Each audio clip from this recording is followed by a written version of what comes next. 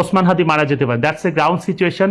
আমরা শত না চাইলেও আমরা তার জন্য কাঁদবো, সবকিছু করব, কিন্তু শত না চাইলেও এটা বাস্তবতা, যে কোনো মুহূর্তে তিনি মারা যেতে পারেন। কিন্তু তিনি যদি বেঁচে যান সেটা অনেক সময়ের ব্যাপার, 6 মাস থেকে 1 বছর, একটা লম্বা সময়ের ব্যাপার, এবং সেক্ষেত্রেও তিনি পুরোপুরি সুস্থ হয়ে আগের অবস্থায় তো কখনোই আসতে পারবেন না।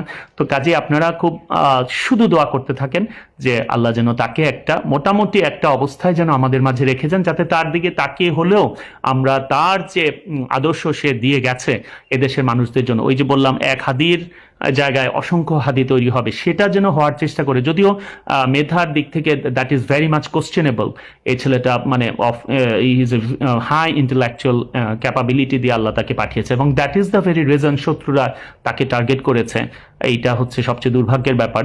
আর ওসমান হাদি কিন্তু বলে গেছে যে আমি যদি মারা যাই, আমার যাদের কারণে আমার মৃত্যু হলো তাদের শাস্তির ব্যবস্থাটা করতে পারে। সরকারকে আমি বলছি যে টেক প্রপার মেজার্স, এবং very unfortunately and horribly you are failing, you are failing, you are failing.